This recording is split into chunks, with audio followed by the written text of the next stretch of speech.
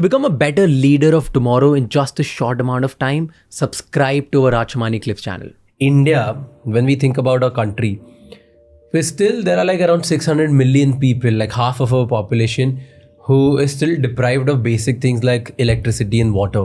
I mean, obviously there is supply, but not in access, not 24/7. So there are a lot of people, young people, the people who are building, like in smaller cities, smaller towns, they don't even have access to proper electricity 24/7, right? How do you think that this technology, which is so futuristic that even in cities, tier 1 cities, someone who's urban and is making really good money doesn't understand?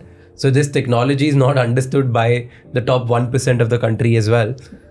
What is going to be the implication on the bottom 50% or the bottom 30%? उनको पता ही नहीं, अभी वो internet पे ही अभी आ रहे हैं. So they're coming on the internet for the first time. What is going to happen to them?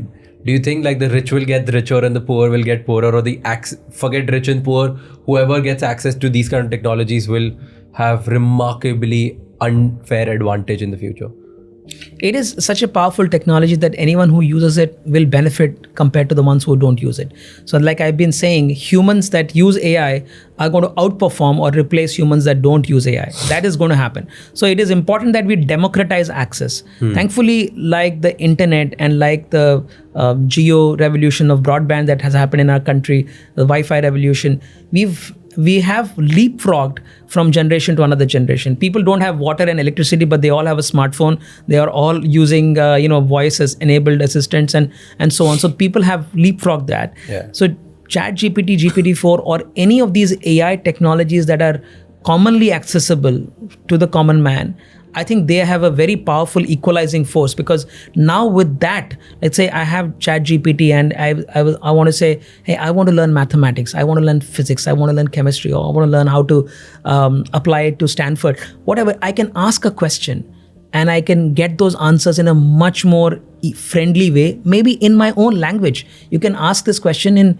ask the ChatGPT to answer in Hindi or Telugu or Malayalam, whatever, and it will answer that. So it really bridges the language divide, it releases the access divide, it really equalizes, and therefore someone who's sitting in a small town in Andhra Pradesh or Telangana or whatever can look at this and say, look, I can, with my Telugu understanding, I can ask questions, I can get answers, I can learn, get better, and make a career in my life. So this is happening for the first time in our country, right? We have 1,000 languages, 30 official languages. In that situation, with 8% of the population that can speak English, 8-9% fluently in English, we have the 90% of the population can get access. And though GPT-4, ChatGPT were built on mostly the English language, these are the phenomenal things of AI systems, that they develop new properties. Even if you give so they've built the foundational intelligence, and on top of that, now learning a new language is very easy for them. Literally in a day, it can learn a new language. So it already can write poems in Telugu or Bengali or Hindi, etc. And therefore that is, I think, very powerful. So in net, I do feel that these sorts of democratized, highly powerful technologies will actually equalize the world more than they will unequalize. But don't you think that giving prompts is going to be in English, getting to the position where, so I have to go to internet, find ChatGPT or OpenAI, and then put my login ID, then start. There's so much friction, and all of that is in English. That is not translated in Telugu or Tamil or as if now in any other language, because if that happens, then only the true democratization will happen. As of now, I know that ChatGPT can speak in Hindi or Malayalam or Kannada, like any language. But I have to tell ChatGPT in English to speak in other language.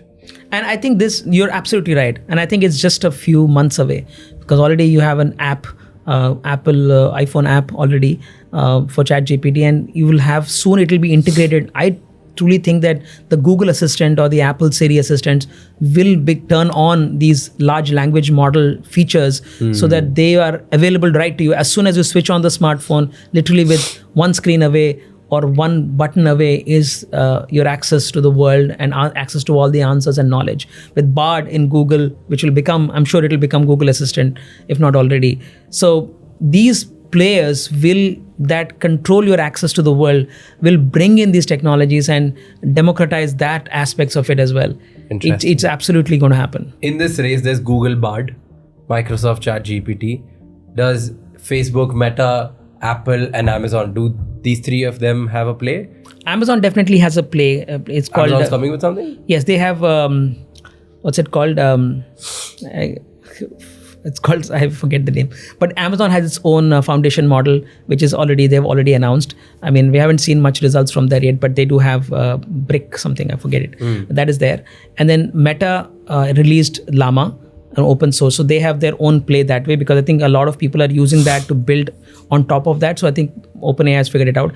Apple is remarkably silent on this as of right now. They might come up with something, but may not also. They have the biggest distribution to make everybody use stuff, right? Because Exactly.